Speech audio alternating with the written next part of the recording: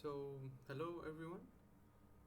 This is the NPTEL teaching session or the problem solving session for week 8 for the course Introduction to Robotics.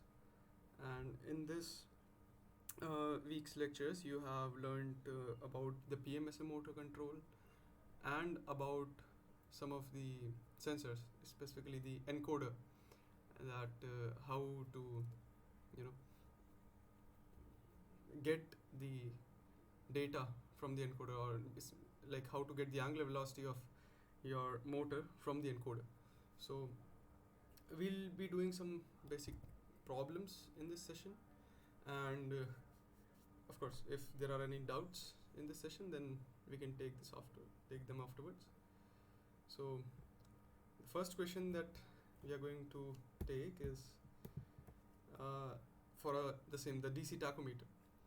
So it is given that the resolution for a DC tachometer is 0.2 volt per radian per second. Okay, so let us say that the resolution is R.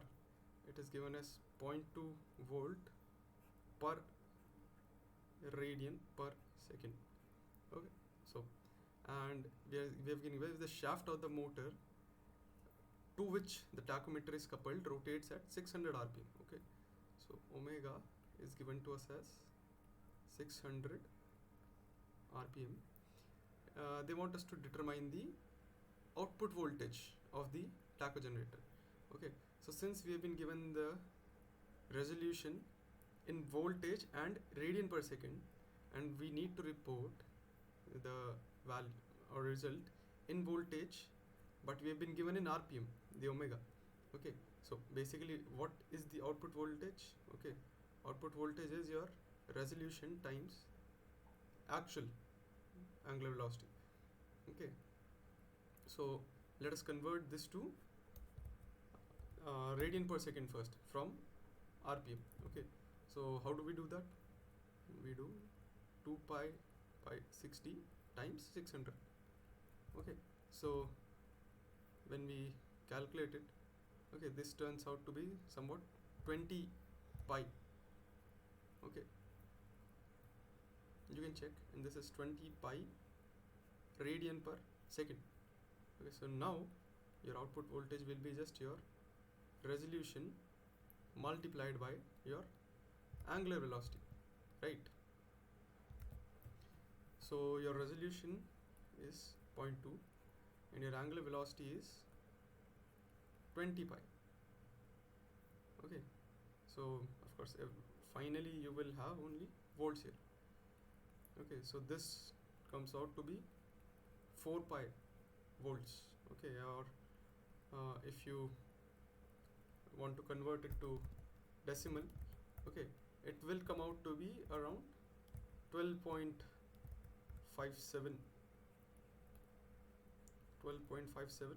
volt.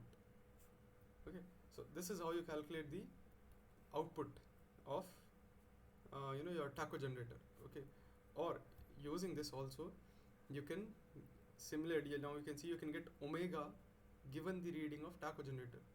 Okay, so basically if you have been given that your reading on the tacho generator is 12.57 volt, okay, and you know the resolution of the tacho generator is 0.2 volt per radian per second. Okay, so now you know that for 1 radian per second it gives 0.2 volt. So how much radian per second it should have for it to give this voltage? Okay, so it basically, using the same equation above, it comes as V naught by R, and of course for this question we know that it will come out as 600 rpm. Okay, in rpm I'm writing. Okay, and like if you go writing like this, you'll get 20 pi radian per second.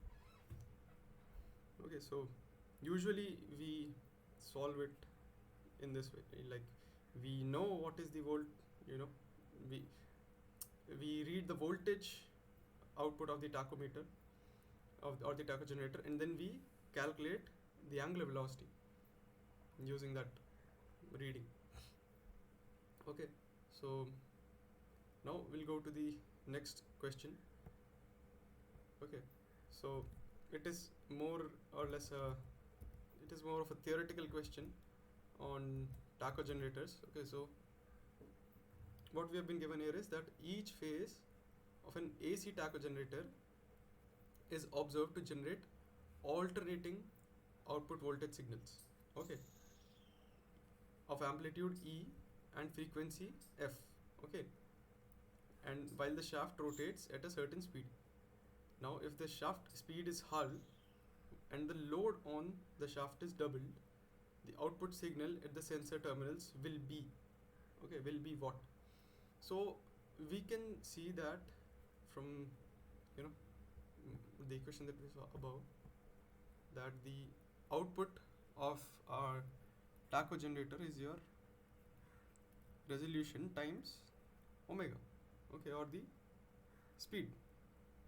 Okay, so now we can see clearly that it only depends on the speed of the shaft, okay, and it does not depend on how much load there is on the shaft. Okay, so now if we say that the amplitude of these voltage signals, okay, amplitude of V naught, that is E, okay, and the frequency again of V naught, that is F, okay. So now if you reduce omega, okay, so how should these change? Okay, so again, as we see that they are directly related to the angular speed. So your new, let us say that is E prime, it will be your E by 2 if you say that your omega prime is, you're halving the speed, okay, it is omega by 2, okay, then in that case E prime, your new E becomes E by 2, and your new frequency, okay, because that also, the frequency depends on the frequency of omega, okay, or you can, for voltage amplitude it is like this, but for frequency, okay, it is just, the relation is this, frequency is equal to your angular frequency, okay, so this will also become halved, okay. So what you just need to know to answer this type of question is that the voltage, or basically the whole signal of the AC tacho generator, it does not depend on the load of the shaft, it only depends on the speed of the shaft, okay. Okay, so I hope there is no doubt. If there is, then you can ask. Now again, for the next question, it is on encoders and not the tacho generators, but more or less the principle is the same, okay. So I'll read out the question. A 5000 ppr, pulse per revolution, incremental encoder, okay, so it is not an absolute encoder, is used for a certain robotic application. It is measured that the output pulses coming from one channel of the encoder is at a frequency of 10 kilohertz, okay. Now they want to know, or we want to know, what is the speed of the rotor in RPM, okay.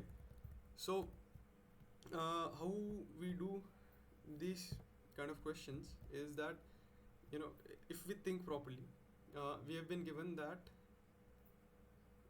it is a 5000 ppr, okay, encoder, okay. What does 5000 ppr mean? That in one revolution, okay, we will get 5000 pulses, okay. So basically, if I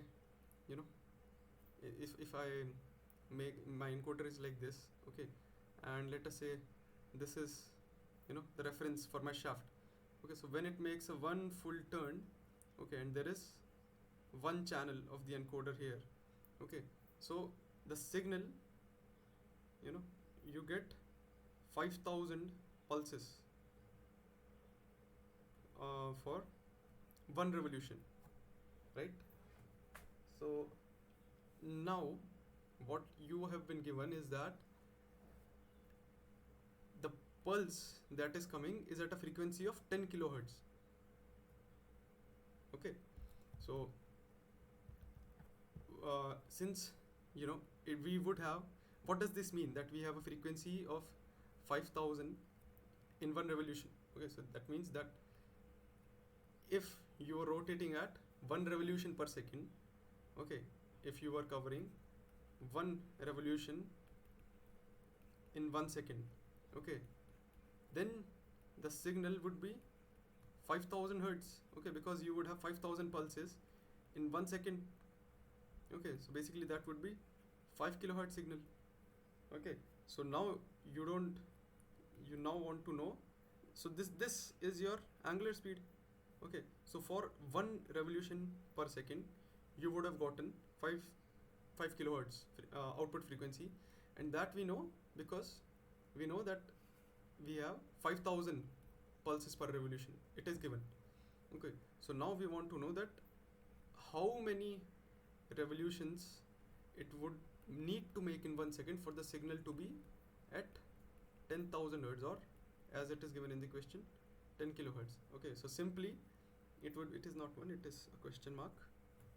Okay, simply your omega would be 10 kilohertz over 5 kilohertz. Okay, so that comes out to be 2 revolution per second. Okay, so now see, you've gotten your angular velocity or the angular speed, whatever you want to call it, omega. But since in the question we have been asked that we want to know the speed in RPM, okay, maybe because we have some other estimate in RPM and we want to compare. Okay, so now how do you convert from revolution per second to RPM? So what is RPM? Okay, RPM is essentially your revolution per minute. Okay, so your omega in RPM, okay, that will be just 2 times 60 over 60 revolution per second. Okay, and the 60 second becomes 1 minute. Okay, so it becomes 120 revolution per minute. I hope you got this. Okay, so what is your final omega? It is just 120 RPM. Okay, so I hope you guys got what I did. I just converted from revolution per second to revolution per minute. Okay, so I just made the denominator unit, I converted the denominator unit from second to minutes, and to keep it unchanged I multiplied and divided by 60. Okay, because I needed to multiply the denominator by 60 to convert into minute, so I multiplied the numerator also by 60, and whatever comes here is my value in revolutions per minute. Okay, so I hope that is clear. Okay, so now this is also a question related to encoders. Okay, so what we have been asked is number of divisions related to any one channel in the circular disk of a 5000 ppr incremental encoder is. Okay, so basically let us say that this is one channel of an encoder. Okay, and there are these slots in the encoder, okay, over the whole periphery of the encoder. Okay, so it is asking what is the number of divisions in a disk. Okay, and let us say that we are talking about a single channel. Okay, and we are saying that this is a 5000 ppr. Okay, so if let us say that here is my single channel, okay, output channel, let us say, so how many divisions should be there on the disk for it to report as 5000 ppr? Okay, so it is simple that the number of divisions, okay, it will be equal to the pulses per revolution, right? Because if we are talking about a single channel, then when it makes a full rotation, okay, you will get the number of pulses equal to how many divisions or how many slots are there. Okay, so that is why, you know, your number of divisions, that is equal to your PPR of the encoder. Okay, and in this case that turns out to be 5000. Okay, so now you know that how many divisions are there on the encoder. 5000. Okay, so I guess there is no doubt in this. Yeah, let us move to the next question. Okay, that the smallest angular variation, okay, correct to 4 decimal places, that can be measured by a 12-bit absolute encoder in degrees. Okay, so basically we have been asked to calculate the resolution. Okay, we've been asked to calculate the resolution of the encoder in degrees. Okay, that what is the least, you know, least angle or the least value of angle in degrees. Okay, that, you know, this encoder can report. Okay, so what it, first of all, to solve this we need to know what it means, you know, for any sensor, or in this case an encoder, to be 12-bit. Okay, so basically what it means is that it has 12 bits to represent, you know, what its value. Okay, so it has 12 bits. Okay, so each bit we know can be either 0 or 1. Okay, so what is the total number of possible values? Okay, total number of possible values that can be represented by this. Okay, total number of different possible values we can say, because then we can assign, you know, any value that is, you know, to a particular combination here. Okay, so what are the total number of possible values or total number of different combinations, okay, that we can make using a 12-bit message. Okay, so again, 1 bit we can have 2 possibilities. Okay, and for each 2 possibilities there are again 2 possibilities for the next bit, 2 possibilities for the next, keep going, 2 possibilities till the 12th bit. Okay, this is not 12, this is just 2. Yeah, again for the 12th bit. Okay, so total number of possible values, it is your 2 to the power 12. Okay, so if I, you know, solve it or write it in 10 bases, it is 4096 possible values, right? You can check it if you want to. So essentially using a 12-bit encoder or a 12-bit encoder can report 4096 different values. Okay, so now what you want to do is your angles go from 0 to 360 degrees. Okay, but your encoder can only go from 0 to 4096. No, okay, 4095. Why 5 and not 6? Because we are starting from 0. Okay, so from 0 to 4095 we have total 4096 combinations. Okay, so now we just need to know the mapping from degrees to, you know, these number of combinations. Okay, so that turns out to be, because we have to do in degrees. Okay, so we want to map 360 degrees to 4096 values. Okay, so 360 minus 0, because we want to go from 0 to 360, we want to map from 0 to 360 to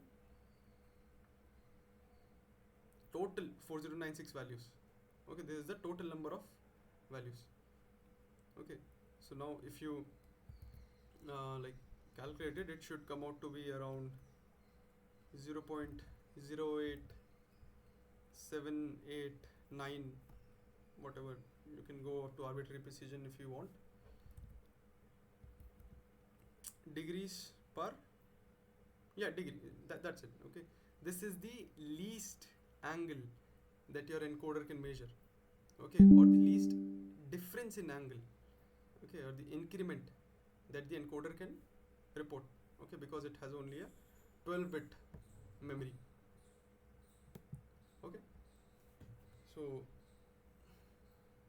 yeah, I think there will be no doubt here.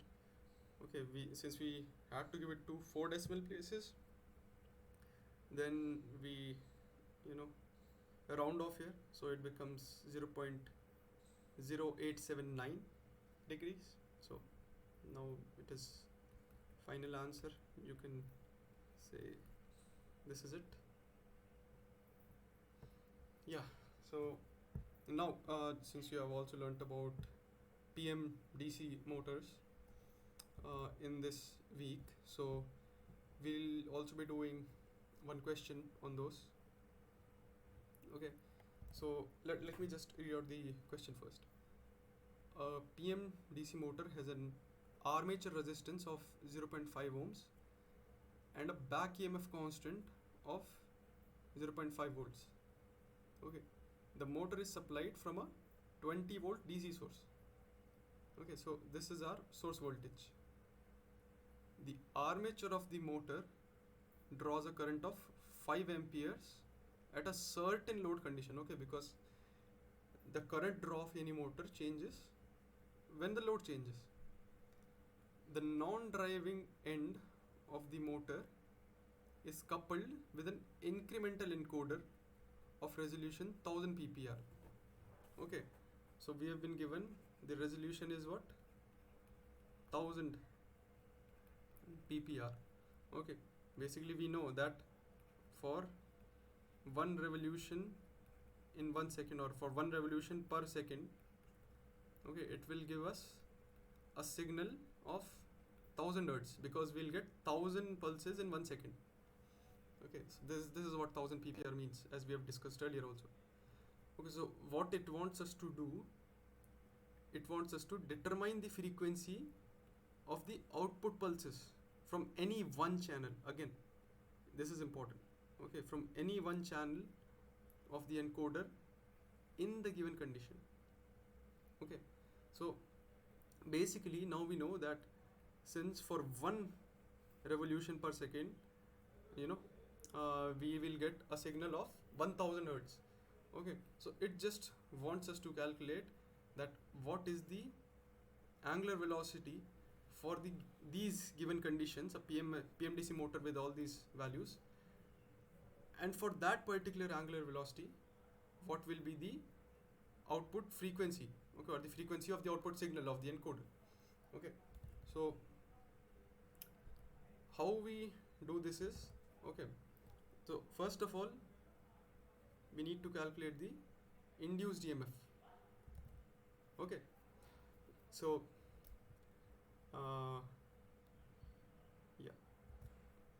and how do we calculate induced EMF? Induced EMF is your source voltage minus, okay, whatever the current is there in the armature times the resistance in the armature, right? So for us it will come out to be, since the source voltage is given as 20, okay, minus, so armature current, okay, this is given to us as 5 amperes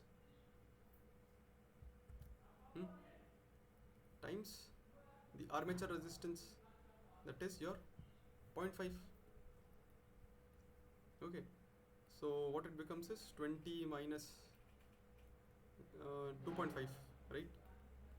So this comes out to be 17.5 volt. Okay, this is the back EMF. Okay, how much back EMF is generated in the motor.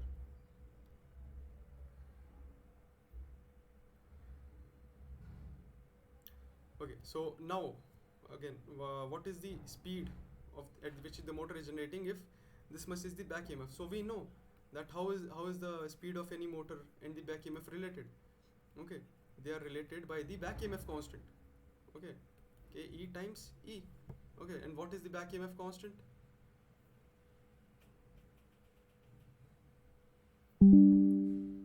Okay, so in our case, this KE is given as 0.5 volt per radian per second. Okay, so back EMF is your KE times omega, right? This is how you give your, okay, so this is like here it would be 1 over KE, because this is how we define your back EMF constant, right? So back EMF constant is defined as how much voltage is generated per, per radian per second of the angular velocity. So this becomes your 0.5 times omega. You want to know what is the omega, and your E is here 17.5. Okay, so from this you get omega as 17.5 over 0.5. Okay, so this comes out to be 35 radian per second. Okay, so now what we had to do is we want to convert from radian per second to revolutions per second. Okay, why? Because we know that if we have omega in revolutions per second, then we can use that omega to calculate the, to calculate directly the output frequency of the encoder. Okay, so now to convert it to revolutions per second, we just need to multiply by 2 pi and divide by 2 pi per second. Okay, so this 2 pi radians, it becomes 1 revolution. Okay, so your omega becomes 35 over 2 pi revolution per second, correct?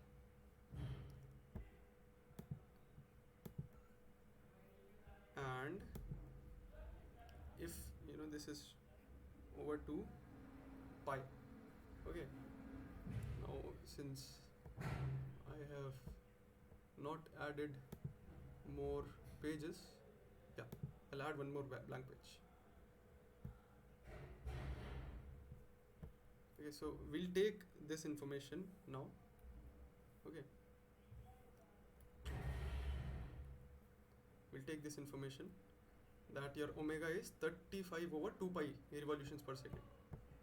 Okay, so our omega, or the angular velocity, we have calculated it to be 35 over 2 pi revolution per second.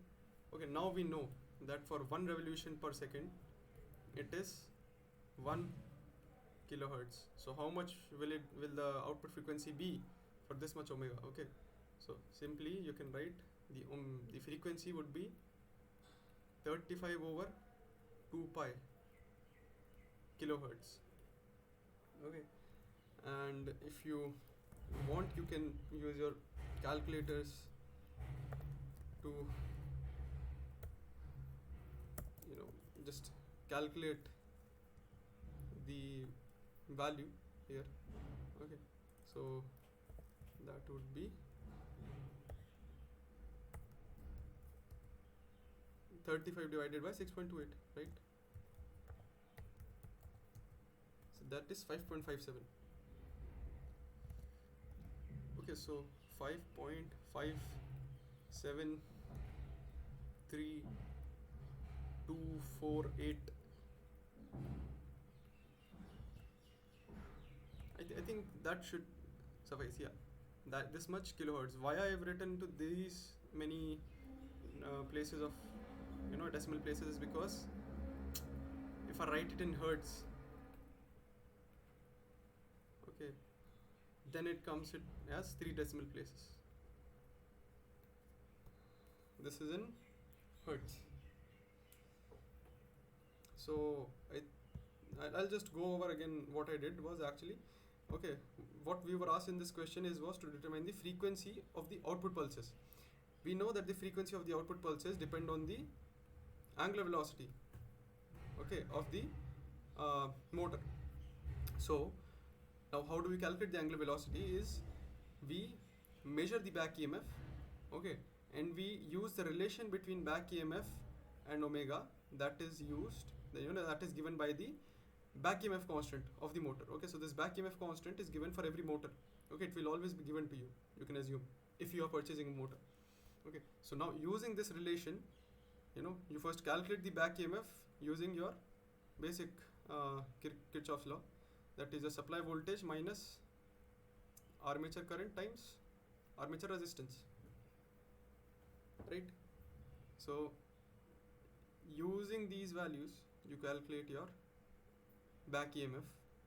Now either you can calculate your back EMF by measuring your armature current, or you can just directly calculate back EMF. Like in this question we have measured the armature current, okay, that we have been given here. So we have used that to calculate the back EMF. But if we are measuring back EMF, then you can directly use this. So now using the back EMF we had calculated omega, and now from once we have the angular speed of the motor, then we use the geometry of the encoder, or basically we know that it is a 1000 ppr encoder. Okay, so in one channel, okay, it will give 1000 pulses in one revolution. Okay, so now using those relations we just calculated what will be the output frequency for the current omega. So I think these questions would have helped in your week 8 assignment, and I will, since there's nobody here, I will turn off the recording and I'll upload to YouTube, and you can ask any questions or over comments there if you want. So thank you.